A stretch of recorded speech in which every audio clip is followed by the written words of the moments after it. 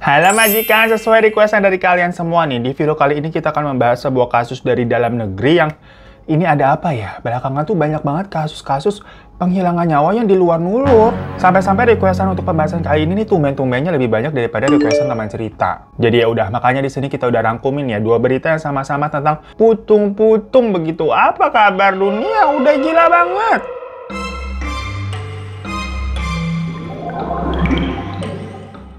Nah, kasus yang pertama ini tentang sepasang kekasih di Surabaya, di mana ini sebenarnya yang paling viral ya beritanya. Karena sang prianya ini memutung-mutung pacar wanitanya sampai, kalau di berita sih dibilangnya ratusan bagian, gengs gitu. Lah kalau ratusan kan berarti sampai kecil-kecil banget gitu. Apa benar begitu?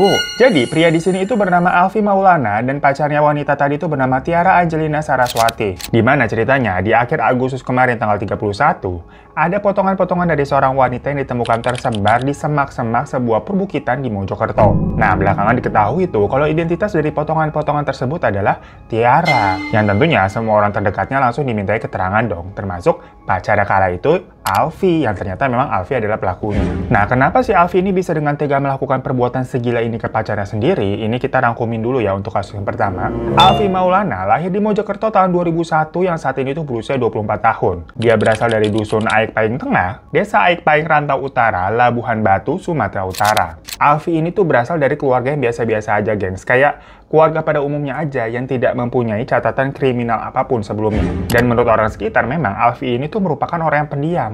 Namun, kalau dalam berhubungan, dia ini memiliki sifat yang posesif dan mudah cemburu. Nah, singkat cerita, sekitar bulan April 2025 kemarin, Alfi ini tuh tinggal di kosan di kawasan Lidawetan, Kecamatan Lakar Santri untuk mencari peruntungan di dunia kerja. Jadi dia pindah tuh dari kampung halamannya di Sumatera Utara ke Surabaya. Yang selama di Surabaya ini, dia bekerja serabutan dan memang belum mendapatkan pekerjaan tetap. Jadi sembari dia nyari pekerjaan tetap, dia kerja apa aja deh demi bisa membayar hidupnya sama kos-kosannya itu. Nah, karena tadi memang sifatnya Alfi yang pendiam, dia itu dikatakan memang cukup tertutup dan jarang bicara dengan sesama penghuni kos yang ada di sana. Tapi ternyata di kosan tersebut, Alfi ini tinggal bersama pacarnya tadi tuh yang bernama Tiara Angelina Saraswati yang 1 tahun lebih tua dari Alfi berusia 25 tahun. Jadi Alfinya 24 dan Tiara ini 25. Tiara sendiri berasal dari Lamongan, Jawa Timur, di mana mereka berdua kenalnya tuh karena satu kampus, tapi beda jurusan. Mereka tuh kuliah di Universitas Trunojoyo, Madura, gengs. Kalau Alfi lulusan teknik informatika, sedangkan kalau Tiara lulusan manajemen. Nah, di kosan yang Surabaya tadi tuh, Alfi di awal tuh mengaku kepada pemilik kos kalau Tiara ini katanya adalah istrinya, gengs, di mana mereka sudah menikah siri selama 5 tahun. Yang padahal sebenarnya mereka belum menikah, masih pacaran. Yang mungkin Alfi melakukan hal seperti itu berbohong ya, biar dia bisa diperbolehkan ngekos satu kamar bareng nih, nggak dianggap kumpul kebo. Dan yang menurut punya kosan pun, waktu si Alfi ini dimintain KTP-nya kan mau ngecek ya, kalau udah kawin kan pasti statusnya sudah menikah. Nah, Alfi ini beralasan kalau katanya KTP-nya tuh ketinggalan di rumahnya tuh di Sumatera. Ditambah lagi, tadi kan Alfi juga mengakunya nikah siri, dimana kalau nikah siri di KTP juga nggak bakalan ditulis sudah kawin. Pasti tulisannya tetap belum kawin. Karena kan kalau nikah siri ini tidak tercatat negara. Ya di sini kita juga kurang paham ya sama tadi tuh pemilik kosnya kenapa tetap dibolehin ngekos di situ dengan konteks Alfi ini berarti nggak pakai KTP. Cuman kalau menurut wawancaranya sih katanya awalnya memang Alfi ini bilangnya KTP-nya nanti akan dikirim kok, tenang aja Pak. Tapi setiap bulan ketika si bapak kosnya ini minta KTP-nya mana gitu, si Alfi ini ada aja alasan. Hingga pokoknya akhirnya mereka berdua ini menempati sebuah kamar kos di sana nomor 4. Sama halnya dengan Alfi, ternyata Tiara ini juga jarang ngobrol dan berinteraksi dengan para penghuni kos yang ada di sana juga. Bahkan katanya kalau Tiara ini lebih jarang keluar kamar, jadi ngendon aja terus di dalam. Kalau Alfi masih lumayan sering keluar-keluar beli makanan segala macam. Ya namun para penghuni kos di situ juga tidak menganggap hal itu aneh gitu ya. Hari gini kan kadang emang orang suka gitu, diem aja di kamar, menjaga privasinya. Dan mereka taunya Alfi sama Tiara ini memang pasangan suami istri. Pada baru tahu ternyata mereka masih pacaran belum menikah ya setelah berita ini viral. Selama sekitar 5 bulanan mereka ngekos di situ, Alfi ini kan masih kerja serabutan, dia belum dapat pekerjaan yang tetap tuh. Nah, ternyata hal tersebut tuh menimbulkan konflik di antara keduanya, gengs. Ya, masalah ekonomi berarti ini basicnya ya. Hingga di hari Minggu tanggal 30 Agustus, Alfi ceritanya nih baru pulang dini hari jam 2 pagi. Alasannya karena dia katanya habis jemput adiknya di Bandara Juanda di Sidoarjo tuh, dan langsung nganterin adiknya itu ke sebuah pondok pesantren di daerah Jombang karena adiknya mau mondok tuh di sana. Dan hal tersebut sebenarnya ya diketahui sama Tiara karena dari awal Alfi berangkat sekitar jam setengah 10 malam, berarti di Sabtunya tanggal 30-nya ya, si Alfi ini pamit ke Tiara bilang mau jemput adiknya dan mau nganterin ke Jombang. Balik-balik sampai kosan jam 2 pagi. Ya karena jam segitu tuh nggak tahu Tiara di dalam ini udah tidur atau gimana, yang jelas pintu kamar kosannya tuh dikunci dari dalam. Ya Alfi ngetok-ngetok tuh tapi nggak dibukain. Sampai 1 jam akhirnya Alfi nunggu tuh di depan pintu kos karena pintu nih nggak kunjung dibukain sama Tiara. Baru di jam 3 pagi Tiara bukain pintu dengan alasan kayak tadi ketiduran gitu sambil mukanya emang ngambek. Nah di situ Alfi marah, dimana dia beranggapan ya masa kalau tidur diketok-ketok dari jam 2 sampai jam 3 nggak bangun-bangun. Secara kalau kamar kos itu kan ya sepetakan doang. Ini bukan ceritanya di rumah dari pagar ke kamar yang jaraknya jauh terus nggak bisa denger. Intinya di situ mereka berantem lah karena Alfi menganggap si Tiara nih apa sih kok gini aja ngambek gitu loh, kan aku udah pamit. Bukannya kayak keluyuran main terus baliknya jam 2 pagi. Tapi karena berantem itu pembahasannya jadi kemana-mana. Sampai-sampai si Alfi ini tersulut emosi, gengs. Dan setelahnya Alfi ini nggak langsung masuk ke kamar walaupun udah dibukain pintu. Dia pergi dulu tuh ke dapur umum yang memang ada di kosan itu buat masak penghuni kos untuk ngambil pisau dapur. Sementara si Tiara ini masih ngambek tuh di dalam kosan, duduk aja di kasur. Tanpa tahu Alfi ini ngapain keluar. Gak lama Alfi ini tahu-tahu datang lagi masuk ke kamar dan langsung menusuk leher kanannya Tiara. Pakai pisau yang tadi barusan diambil dari dapur. Ya seketika itu juga Tiara langsung meninggal di tempat. Nah penghuni lain yang mengaku mereka hanya sempat mendengar pas awalnya ada suara ribut-ribut aja tuh dari jam 2. Tapi setelah itu kan gak ada suara lagi, dikira ya udah selesai tuh berantemnya, udah pada tidur. Habis pagi-pagi juga kan. Padahal saat itu kenapa udah gak ada suara lagi? Karena Alfi ini sedang mutung-mutung Tiara di dalam kamar mandi kosannya, makanya nggak ada suara. Alfi itu melakukannya pakai pisau daging, gunting dahan, serta palu yang semua dia dapat dari peralatan kos yang memang disediakan. Yaitu pokoknya bisa dipakai sama semua orang di sana untuk keperluan sehari-hari sebenarnya. Tapi kan yang namanya mutung-mutung orang itu kan susah ya, tulang itu keras loh. Kalau kalian sering nonton investigasi kasus-kasus kriminal ya, kita kan juga udah sering bahas ya kasus-kasus seperti ini di News Things. Yang video kemarin aja tuh pernikahan Janji Dara tuh itu mutungnya pakai gergaji mesin loh, karena memang susah. Ini si Alfi pakai pisau biasa gitu. Sampai memang sesekali katanya Alfi mengasah pisau tersebut dengan alat pengasah, guys. Jadi sempat dia melakukan semua itu. Hingga akhirnya dia ini berhasil sampai motong 66 bagian. Jadi kalau ada berita yang bilang katanya sampai ratusan bagian, itu kita kurang paham juga ya sumbernya dari mana. Ya karena pas kita udah cari-cari nih dari rilisan polisi pun bilangnya 66 bagian. Ada yang bilang 65 atau 66 lah kurang lebih. Itu aja udah termasuk banyak banget. Dimana semua potongan-potongan tersebut Alfi masukkan ke dalam tas berwarna merah. Pokoknya proses itu berlangsung kurang lebih sejam doang, gengs. Ini kita kurang paham juga hitungannya kok cepat banget ya. Tadi kan berantemnya jam 3. Terus Alfi langsung menghabisi Tiara, diputung-putung tuh sampai 66 bagian. Habis itu jam 4 subuhnya Alfi langsung pergi lagi dengan tas tersebut yang udah diisi sama potongan-potongan tuh naik motor. Dia pergi ke jalur Pacet Canggar, tepatnya di Dusun Pacet Selatan, Desa Kecamatan Pacet, Mojokerto. Nyampe sana pokoknya sekitar jam setengah 6 subuh. Ya hitungannya masih sepi, mungkin jam segitu belum banyak orang ya. Dan dengan tenang, dia membuang potongan-potongan tadi itu dari dalam tas, jadi dia keluarin gitu disebar ke semak-semak yang ada di daerah sana. Jadi sambil naik motor nih, buang, jalan, buang gitu. Sampai kurang lebih 100 meteran. Macam kayak buang sampah yang seenaknya begitu loh. Jalan, buang gitu. Apa kabar dunia? Habis itu dia balik lagi tuh ke kosannya, di mana di kosan tersebut masih ada sisa tulang-tulang. Kalau yang tadi disebarkan, potongan-potongan dagingnya. Nah, akhirnya sama dia, tulang-tulang itu dimasukkan ke dalam kantong plastik hitam dan ditaruh di bawah lemari kosannya. Tapi ternyata jumlahnya masih terlalu banyak karena potongan-potongan tulangnya itu mencapai 247 potong. Ya makanya mungkin berita ngomongin ratusan potongan tuh ya termasuk tulangnya juga ya, dari daging sama tulang ya memang ratusan jatuhnya. Nah ternyata sisanya itu nggak cukup kalau diumpetin di bawah lemari, ya kamar kosannya kan juga sempit. Akhirnya sisanya itu Alfi kubur di halaman kosannya, gengs. Gila banget ya. Setelah itu ya Alfi melakukan hari-hari kayak biasa, berkegiatan aja gitu, nggak kabur, masih tetap tinggal di kamar kos itu dengan sisa-sisa tulang yang tadi diumpetin di bawah lemari. Sampai di tanggal 6 September atau 6 hari setelah kejadian tadi ya, ada seorang warga nih namanya Suliswanto yang berumur 30 tahun. Waktu itu dia lagi nyari rumput buat makan ternaknya di sekitaran lokasi tadi buang-buang potongan. Lah tahu-tahu dia nemu nih ada potongan kaki kiri lah. Apakah kemeter itu si Suliswanto ngeliat begitu langsung lapor polisi. Yang pas polisi ke TKP ditemukan tuh banyak berceceran yang ternyata di sepanjang lokasi sana. Dan dilihat karena masih ada sisa potongan telapak tangan tuh, langsung diidentifikasi lah dari sidik jarinya. Jadi di hari itu juga sekitar jam 7 malam langsung diketahui identitas dari potongan-potongan itu tuh siapa, yaitu adalah Tiara. Berdasarkan dari hasil sidik jari. Diinvestigasi nih mengenai Tiara ini, akhirnya kan didapatkan info kalau Tiara ngekos bersama Alfi. Makanya besoknya nih langsunglah polisi mendatangi lokasi kosannya Alfi itu untuk digerebek. Saat itu si Alfi sempat mau melawan, maksudnya mau kabur karena dia kaget tau polisi datang. Dan lagian dia pikir nggak bakal ketahuan apa gimana kali ya? Nggak kabur kan dia dari kemarin, masih di situ-situ aja, udah mau seminggu. Agak lain emang pemikirannya ya. Baru deh pas polisi datang, dia mau kabur, lah udah telat. Jadi keburu didor tuh akhirnya di kedua betisnya si Alfi agar dia nggak bisa kabur, langsung ditangkap. Dan bener aja pas polisi ngeledah kamar kosannya itu, ditemuin tadi tuh tulang-tulang yang dibungkus kresek hitam diumpetin di bawah lemari. Ya geger lah itu satu kosan, gak ada yang percaya. Selain faktanya si Alfi sama Tiara ternyata bukan suami istri, gak nyangka juga ini ada penghuni yang seserem itu kelakuannya. Dan selama beberapa hari itu dengan santainya Alfi terlihat kayak biasa aja. Sampai kan pas-pasan dengan penghuni lain gitu kan, dan kayak bilang mari gitu loh. Gak kebayang jadi penghuni kos itu pas-pasan sama seorang psikopat nih, tinggal bareng di satu kosan. Ya selain penghuni kos, tentunya keluarga dari Tiara ini juga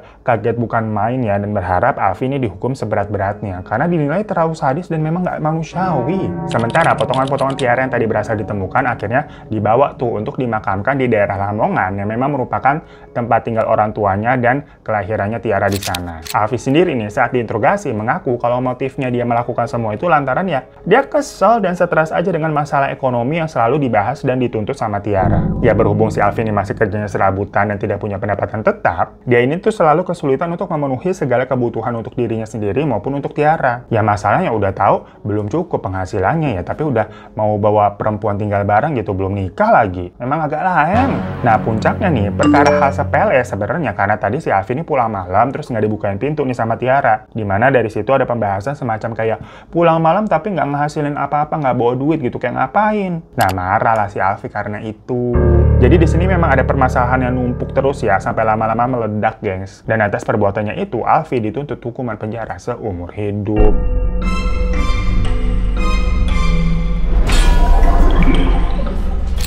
Next, kasus yang kedua ini tuh terjadi di bulan Mei 2025. Yang mana kejadian itu di Cianjur, gengs. Lagi-lagi ini terkuaknya karena ditemukan adanya potongan tulang sama tengkorak dari seorang wanita dan bayi yang berusia 3 tahun.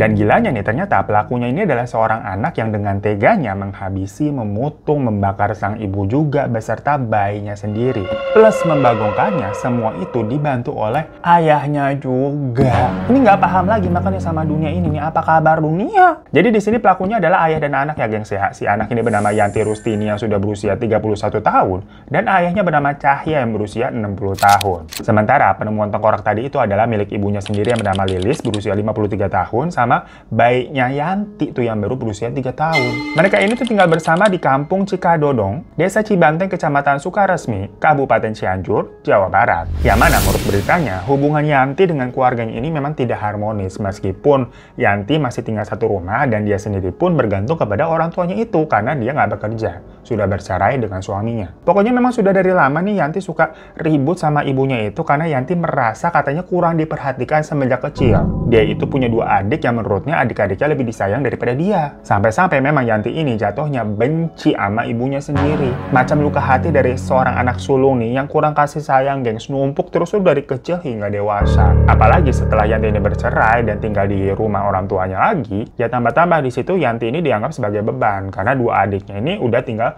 masing-masing tinggal sendiri. Cuma sebenarnya si Yanti ini kalau sama ayahnya nggak terlalu benci. Ya bisa dikatakan dia memang lebih dekat dengan si ayah tapi nggak deket-deket banget juga. Ya karena kalau ibunya nih menurut Yanti nih kalau ngomong suka nyakitin, sedangkan kalau ayahnya nih tipe-tipe yang pendiam aja udah. Keluarga mereka ini bisa dibilang sebenarnya cukup kekurangan dan punya masalah ekonomi juga ya. Ayahnya ini aja punya utang sebesar 90 juta, yang mana hal itu memang menjadi salah satu masalah terbesar di keluarganya. Dan dari keterangan warga sekitar, keluarganya ini termasuk tertutup juga kayak kasus yang pertama tadi. Mereka tidak banyak bergaul dengan tetangga sekitar, lebih banyak diam di rumah, ditambah memang lokasi rumah mereka nih bisa dibilang tuh terpencil dari rumah-rumah warga lainnya. Letaknya tuh di area perbukitan dan di depannya tuh langsung kayak jurang persawahan gitu, gengs. Jadi nggak ada tetangga depan rumah ini. Singkat cerita, sampai di tanggal 10 April 2025, Yanti ini lagi-lagi cekcok dengan ibunya. Yang sebenarnya ini bukan kali pertama, tadi kan kita udah bilang ya, tiap hari emang cekcok mulu. Cuma di situ ya berarti si Yanti ini benar-benar memendam rasa emosinya. Karena basicnya dia memang benci sama sang ibu. Nah,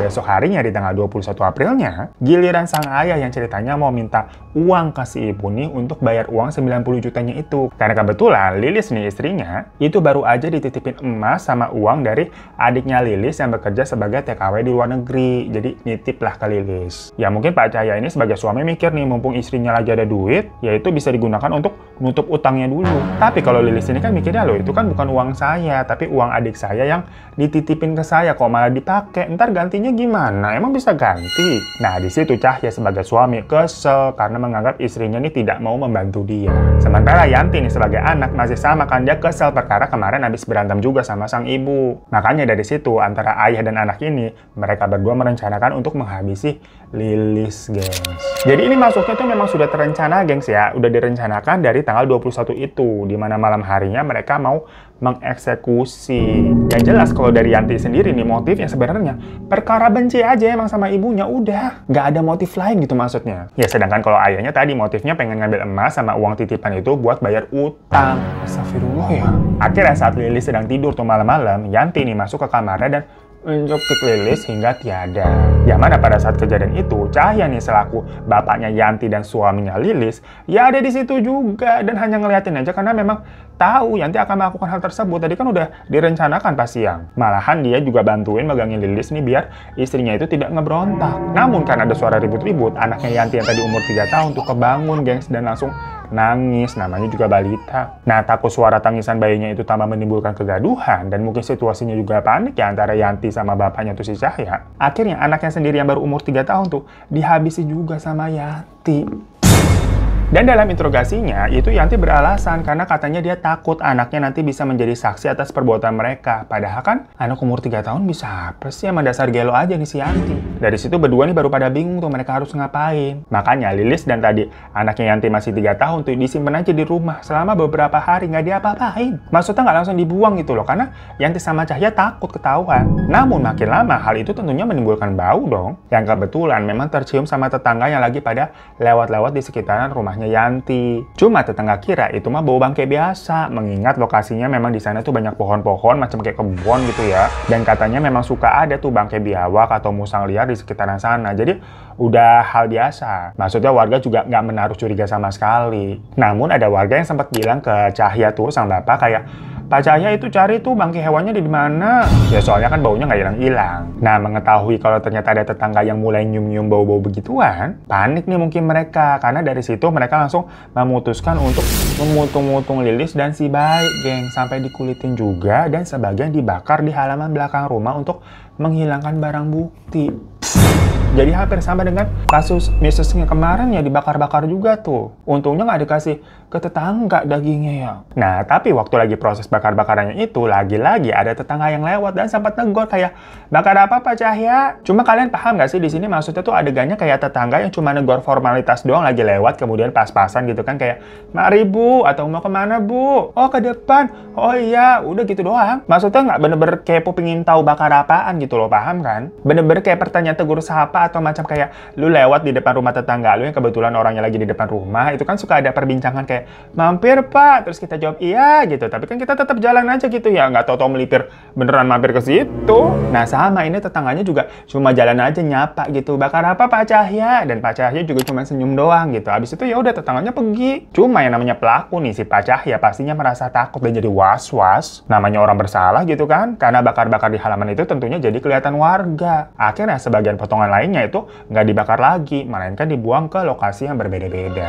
Ada yang di area perkebunan kosong, ada yang di saluran irigasi, dan ada juga yang ke sungai itu di wilayah Sukaresmi Cianjur. Sementara kalau Pak Cahya itu ya langsung menjual emas-emas milik Lilis tadi yang dititipin untuk bayar uang-uangnya. Sementara kalau Yanti ya udah beraktivitas seperti biasa. Tapi di sini Yanti tidak memperlihatkan adanya kesedihan, bukan hanya karena ditinggal ibunya aja ya, tapi kan anaknya sendiri loh. Ibu mana sih yang kehilangan anaknya tapi kagak sedih kayak begitu, apalagi ya memang dia menghabisi sih. Nah, makanya di sini banyak yang menduga kalau mungkin memang Yanti ini semacam benci juga atau tidak terlalu sayang dengan anaknya sendiri perkara dia udah ceraikan sama suaminya. Soalnya kan banyak nih cerita-cerita ibu-ibu yang cerai sama suaminya, punya hubungan yang nggak baik gitu, terus ngeliat anaknya jadi kayak keingetan suaminya mulu, jadi kesel aja bawaannya. Nah, pokoknya hingga tanggal 21 April nih, ada warga dari kampung Cikadodong nemuin tengkorak manusia awalnya tuh di saluran irigasi. Ya tentunya penemuan itu langsung dilaporkan ke polisi. Pas polisi ke TKP dan menyelusuri wilayah sana, loh kok makin banyak ditemukan potongan-potongan lain tuh yang memang tersebar di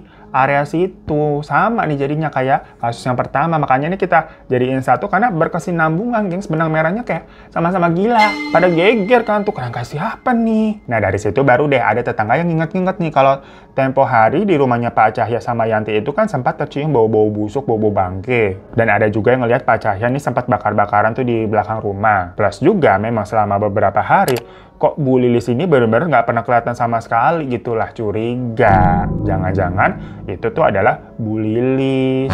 Ya udah, polisi berusaha mendatangi rumahnya Pak Cahya dan Yanti berdasarkan dugaan warga tadi. Ya mau dicek aja niatan awalnya, tapi ternyata polisi langsung bisa menemukan kayak ada sisa-sisa jejak-jejak darah. Tapi yang paling fatal, di handphonenya Yanti ini ada foto ibunya memang sudah tidak bernyawa, gengs. Jadi sama Yanti sempat-sempatnya di foto, coba. Ya dari situ jelas buktinya nih valid banget, gak bisa ngelak si Yanti lah pakai di foto segala. Yang ternyata pas ditanya alasannya apa coba? Kata Yanti biar dia puas aja nih bisa ngeliat ibunya yang dia benci dengan kondisi seperti itu. Seakan-akan dendamnya selama ini memang akhirnya terbalaskan. Yanti nih sampai bilang kalau dia nggak bisa dapat kasih sayang dari ibunya, adik-adiknya juga nggak boleh dapat kasih sayang yang sama. Bener-bener basicnya nih karena iri hati ibunya pilih kasih ke adik-adiknya. Serem banget ya, gengs ya. Padahal Yanti ini konteksnya bukan anak-anak lagi loh, 31 tahun. Ya cuma berarti di sini trauma masa kecilnya itu terus-terusan dia bawa tuh selama itu.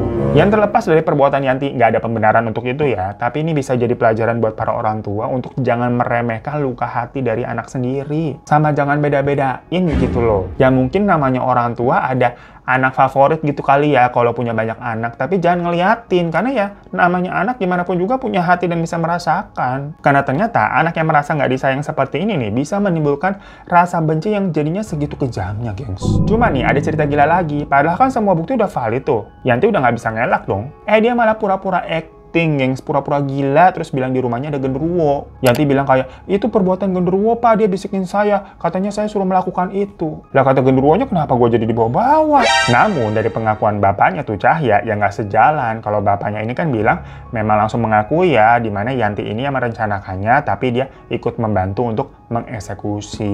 Dan jelas kalau motif Cahya tadi adalah perkara dia keliling utang dan tahu kalau istrinya ini nyimpen uang. Dan karena perbuatan dari kedua orang ini masuknya terencana ya, tentunya mereka jadinya terancam hukuman penjara seumur hidup atau bahkan hukuman mati.